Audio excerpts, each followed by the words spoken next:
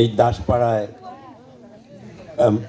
এই খুলি বৈঠকের মাননীয় সভাপতি উপস্থিত, এখানে আছেন আমাদের এক্স চেয়ারম্যান হায়দার সাহেব সহ বিএনপির নেতৃবৃন্দ এবং এই এলাকার নেতৃবৃন্দ এবং আমার সামনে উপবিষ্ট ভাই ও বোনেরা, আদাব ও সালাম।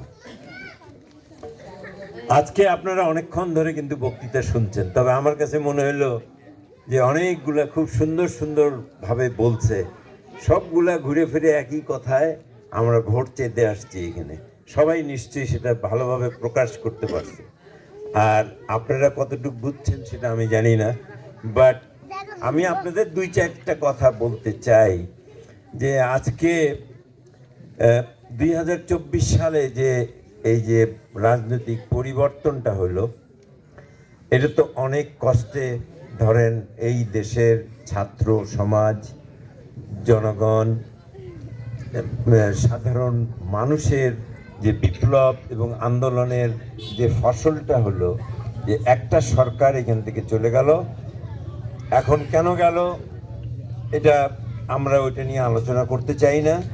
যে আমরা 18 বছর ধরে আমরা সংগ্রাম করছিলাম, কিন্তু আমরা যে কারণে করছিলাম সংগ্রাম, সেটা হচ্ছিল, এক নম্বরে ছিল যে আমাদের ভোটের অধিকার।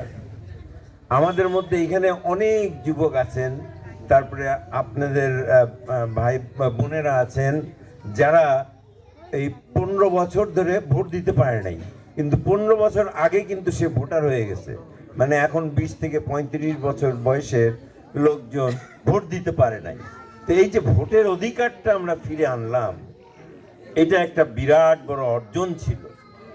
এটার থেকে যেটা শুরু হলো, যে আমাদের যে এখন সরকার, এই প্রফেসর ইউনূসের যে সরকার, সেই সরকার এখন আমাদেরকে বলেছে একটা সুষ্ঠু নির্বাচনের উনি ব্যবস্থা করছেন এবং করবেন। আমরা যা বুঝতেছি, বিএনপি বিশ্বাস করে, অন্যান্য পার্টি সবাই বিশ্বাস করছে একটা সুষ্ঠু নির্বাচন হবে। আমরা এই অনেক দিন পরে একটা সুযোগ পেলাম, আমরা নির্ভয়ে আমরা যে একটা ভোট সেন্টারে যে ভোট দিয়ে চলে আসতে পারবো নির্ভয়ে, কোনো ভয় নাই। আপনার ব্যালটও কেউ ছিঁড়ে নেবে না, আপনাকে কেউ মারধরও করবে না, আপনার রাস্তাও ঠেকিয়ে দিবে না, এবং এটাও বলবে না যে আপনার ভোট হয়ে গেছে আপনি চলে যান, এটাও কেউ বলবে না আপনাকে। তো এবার একটা সুষ্ঠু নির্বাচন হতে যাচ্ছে।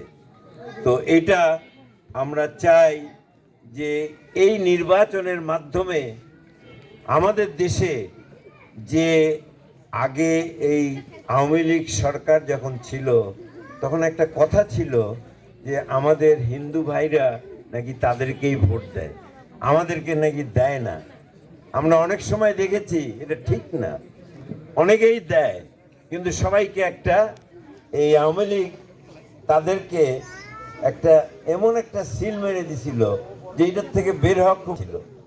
আমরাও আপনাদের কাছে যে পৌঁছতে পারতাম না, ইচ্ছা থাকলেও আমরা যদি ভোট চাইতাম তাহলে মনে করতো না আওয়ামী লীগকে দিতে হবে, এই একটা প্রেশার আছে, বা কোনোখান থেকে একটা প্রেশার টেশার হইতো বা কিছু হইতো। যাই হোক, আপনারা অনেক কারণে, কিন্তু এইসবের সব কিছুর মূলে যেটা ছিল সেটা হলো আপনারা এই দেশে খুব অনেক, কিন্তু মানে অনেকবার নির্যাতিত হয়েছেন 71-এ, তারপরে এর পরেও হয়েছেন। তো সেই জন্য হয়তো আপনাদের মনে সবসময় একটা কথা জাগে যে সিকিউরিটিটা কি, আমরা যে এখানে থাকবো, ভালোভাবে থাকতে পারবো এবং কেউ আমাদের সাথে বিরোধিতা করবে না বা অন্যায় করবে না, এটার একটা সিকিউরিটি আপনারা ভুগতেন। 2024 সালেও এটা আপনারা অনেকেই মনে করেছিলেন, কিন্তু দেখেন আমাদের পার্টি এখানে থাকাতে আমাদের এই এলাকায় কোনো অসুবিধা হয় নাই। গত দুর্গাপূজায়ও আমরা সবখানে আমাদের নেতা কর্মীরা ছিল 5-7 করে, প্রত্যেকটা স্টেশনে 114টা পূজা মন্দিরে আমাদের লোকজন ছিল, যাতে কোনো গন্ডগোল না হয়। আমরা এই যে শিক্ষা নিচ্ছি ইতিহাস থেকে, এই ধর্মের মধ্যে কোনো বিভেদ যদি থাকে আমাদের মধ্যে, আমাদের হিন্দু মুসলমানের মধ্যে, তাহলে এই দেশের কোনোদিনও উন্নয়ন হবে না, কোনোদিনও উন্নয়ন হবে না। আমরা যদি মনে করেন অনেক আগের থেকে চিন্তা করি, হাজার হাজার বছর ধরে কিন্তু আমরা হিন্দু মুসলমান একসাথে বসবাস করে আসছি। আপনারা যারা ইতিহাস পড়ছেন তারা সবাই জানেন আমরা কিন্তু একটা জাতি, আমরা বাঙালি হিসেবে কিন্তু একটা জাতি। জাতিটা কিরকম আমরা দেখেন, আমরা সবাই বাংলা কথা বলি, আমরা কিন্তু দেখতে প্রায় সবাই একই ধরনের, কাছাকাছি, একটু শ্যামলা, কেউ একটু বেশি সাদা, এই ধরনের। তারপরে আপনারা শাড়ি পরেন, মুসলমানরাও শাড়ি পরে। আপনারা যা খান, ডাল ভাত মাছ শাক সবজি, এটা আমরাও খাই, সবাই খায়। কেউ হয়তো আমাদের ছেলেদের মধ্যে ধুতি পরে, কেউ হয়তো লুঙ্গি পরে। এই তো খালি এক জায়গায় একটা তফাৎ, সেটা হলো যে আপনারা মন্দিরে যান আর আমরা মসজিদে যাই নামাজ পড়তে, এই তফাৎ। আর তাছাড়া আপনারা কোনো তফাৎ দেখেন? তাহলে কেন আমরা আমাদের মধ্যে এই সম্পর্কটা গড়ে রাখবো না? এর সবচেয়ে বড় সম্পর্ক আমাদের হওয়া উচিত। আপনারা হয়তো অনেকে ইতিহাস থেকে জানেন, আমি দুই একটা কথা বলতেছি একটু বেশি আপনাদের বুঝার স্বার্থে আর কি, যে নবাব সিরাজউদ্দৌলা যখন হেরে গেলেন, উনি কিন্তু লাস্ট নবাব যে হেরে গেছে, আর সে ছিল বেঙ্গলের নবাব, মানে ইস্ট, মানে ওইদিকে কলকাতা মনে করেন ওই ওয়েস্ট বেঙ্গল, এই বেঙ্গল আর ওই ত্রিপুরার ওই কিছু এরিয়া, এটা ছিল নবাব সিরাজউদ্দৌলা এরিয়া। ব্রিটিশরা তাকে বিট করতে পারে নাই, কারণ বাঙালিরা তখন একভাবে ছিল, সবাই বাংলা কথা বলতো। ব্রিটিশরা খুব চিন্তায় পড়ে গেল যে এই লোকগুলোকে নিয়ে কি করব। সারা ওইদিকে আপনার দিল্লি, তারপরে ওইদিকে হায়দ্রাবাদ, সব ওদের হায়ার মাইনে গেছে, ব্রিটিশদের শাসন করতে দিচ্ছে, কিন্তু এই বাংলায় তো সে সুযোগ করতে পারতেছে না। কি করা যায় এখানে? এই সব লোক এক দেখতে একই ধরনের, কেননা দিল্লিতে যদি আপনি যান 10 ধরনের লোক দেখতে পারবেন। কেউ শিখ লোক, কেউ হলো পাঞ্জাবি, কেউ হলো মাদ্রাসি, কেউ গুজরাটি, নানান ধরনের লোক। ওইখানে কিন্তু আমাদের মতো এরকম না যে আমরা সবাই বাংলা বুঝি এখানে। ওইখানে আপনি কলকাতায় একটা জায়গায় যান, যে দেখবেন যে অনেকে মাদ্রাসের, দেখতে কিন্তু অনেকটা একরকম, কিন্তু অন্যান্য কথা বলে। তো এই যে কথা বলাটা যে কত বড় একটা আমাদের জন্য মানে সৌভাগ্য, যে আমরা একটা জাতি, যেখানে একটা ভাষা আমাদের, আমরা সব একই জাতের লোক। তো আমাদের এইখানে মিল মহব্বতটা হওয়া তো কোনো বড় ব্যাপারই না এখানে, তাই না? তো আমরা বুঝতে পেরেছি যে আওয়ামী লীগ এবার চলে যাওয়ার পরে আপনারা একটু টেনশনে ছিলেন। যাই হোক, আমরা অনেক কথা বলেছি, আমরা উন্নয়নের কথা বলতে আসছিলাম, কিন্তু এই কথাগুলো উঠে যাওয়াতে এটা আমরা এখন আপনাদের সাথে আলোচনা করলাম যে আমাদের কি রকম সাম্য রাখা উচিত। তো আমাদের নেতারা অলরেডি বলছেন এই সিকিউরিটির ব্যাপারে, যে যে কোনো পরিস্থিতিতে আপনারা কোনো বিপদে পড়লে আমাদের এই নেতাকর্মী যারা এই ওয়ার্ডে আছে তারা প্রথম আসবে, তারপরে আমরা খবর পেলে আমরা উপজেলার থেকে আসব, তারপরে যা দরকার হয় আমরা করব। কিন্তু আপনারা, আমার একটা অনুরোধ থাকবে যে এটাকে আরো প্রমাণ করার জন্য আমাদের উপরে একবার একটা বিশ্বাসটা আগে নিয়ে আসেন, বিশ্বাসটা করেন, আমরা ভোটটা দেন আপনারা, আমরা এমপি হই বা আমরা যাই হই, আসার পরে দেখেন আমরা কি করি আপনাদের জন্য।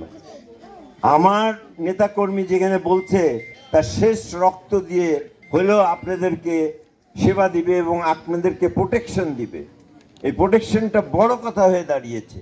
তো আমি মনে করি যে ও যদি রক্ত দিতে পারে, আমি আপনাদের উপরে বট গাছের মতন হয়ে থাকবো।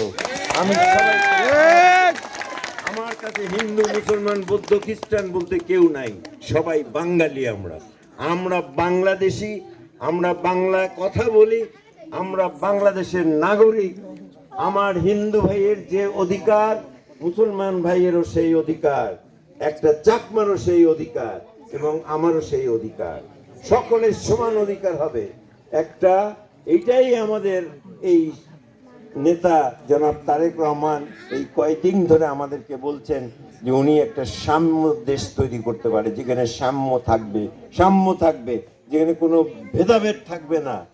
তারপরে উনি যেটা বলতে চাচ্ছেন যে আমাদের এইখানে এই মহিলারা যারা আছেন তাদের জন্য আমরা ফ্যামিলি কার্ড করে দিব, তারপরে আপনার বেকার ভাতা তৈরি করে দিব, ওই 20 থেকে 35 বছরের ছেলেরা যারা চাকরি পাচ্ছে না তাদের জন্য বেকার ভাতার সৃষ্টি করা হবে। তারপরে মেয়েদেরকে খালেদা জিয়া যেসব ওই শিক্ষার জন্য যেসব সুযোগ সুবিধা দিত ওগুলো আমরা দিতে থাকবো। তারপরে মানে আমাদের এখন কথা হলো বিএনপির তরফ থেকে যে আমরা মানুষের মধ্যে একটা এই যে ইনকামের যে সামঞ্জস্যটা নাই, এটা আমরা আর দেখতে চাই না। এটা আওয়ামী লীগ যেটা করে দিয়ে গেছে, কয়েক হাজার লোককে খুব বড় লোক বানিয়ে দিয়ে গেছে, আর আমাদের গরিবরা আরো গরিব হচ্ছে, আরো ক্ষতি হয়ে যাচ্ছে তাদের। আমাদের একজনের ইনকাম যদি এখানে দেখা যায় 1 টাকা, ওদের ইনকাম হলো 1000 টাকা। ঠিক আছে, 1 টাকা না হয়ে 100 টাকা যদি হইতো তাও তো কিছু কাছাকাছি থাকে। তো আমাদের সরকারের উদ্দেশ্য হবে এইটা।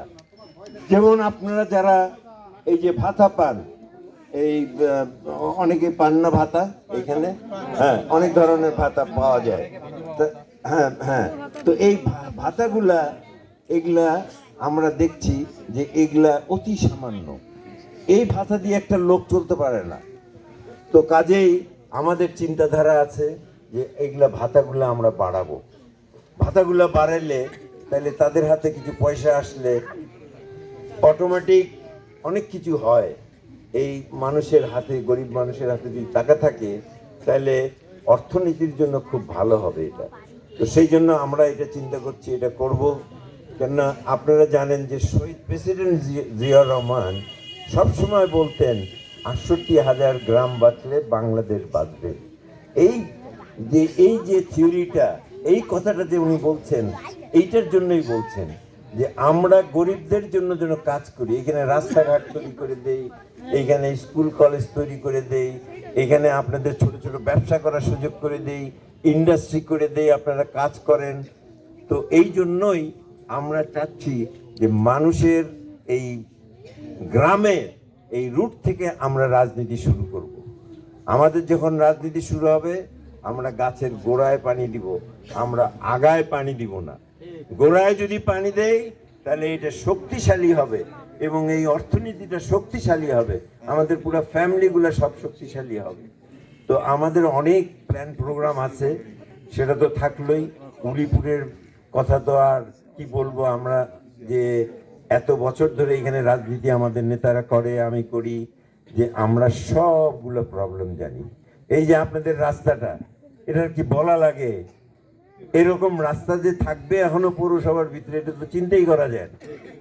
এটা তো কোনো চাওয়া পাওয়া না, এটা তো আপনাদের মানে এটা আপনাদের অধিকার যে আপনার এইখানে একটা লোক যদি অনেক দূরে ওইখানে অ্যাক্সিডেন্ট হয়ে যায়, ওকে তো হাসপাতালে নিতে নিতে তো শেষ হয়ে যায়। এই যে অবস্থা আমরা দেখছি, উলিপুরের কথা আপনারা আমাদেরকে ধানের শীষে ভোট দেন, আর উলিপুরের যে উন্নয়ন দরকার এটা আমাদের উপরে, তাই না? আমি সারা দেশের কিছু বললাম, যেটা আমার নেতা বলছে এটা আমাকে বলতে হয়, কারণ এগুলা আপনাদেরকে জানাইতে হবে। তো আমাদের অফিসিয়ালিও জানাইতে হবে যে আমরা কি করব। ম্যানিফেস্টো দিব না আমরা একটা, তারেক রহমান একটা ম্যানিফেস্টো দিবে, তারপর আমরা লোকাল একটা ম্যানিফেস্টো দিব আপনাদেরকে এই কয়েকদিনের মধ্যেই। সো আমাদেরকে আপনারা দায়িত্বটা দেন, আপনারা ভোট দিয়ে আমাদেরকে করেন, আমরা আপনাদের সমস্ত কিছু আমরা দায়িত্ব নিব। আর আপনাদের সিকিউরিটি যেটা কোনো ধরনের চিন্তা থাকে এটা মন থেকে ফেলে দেন। আজকে আপনি মনে করেন আমি আপনি ভাই বোন, কোনো দ্বিধা নাই। অলরেডি আমার 2-1 নেতা এখানে আপনাদেরকে বলেছেন যে আমার এইখানে যতগুলো ইনস্টিটিউশন আছে তার মধ্যে আমার মনে হয় আমার ওইখানে অ্যাটলিস্ট 25% উপরের দিকের লোকরা সব হিন্দু। আমার ঢাকায় হিন্দু। এটা আমি তাদেরকে হিন্দু মুসলমান বলে নেই না, ওরকম দেখে নেই, যে সবচেয়ে ভালো ছিল আমি তাকে নিছি। তো যোগ্যতা বেশি, আমাদের দেশে ওটাকে সিনার গদিটা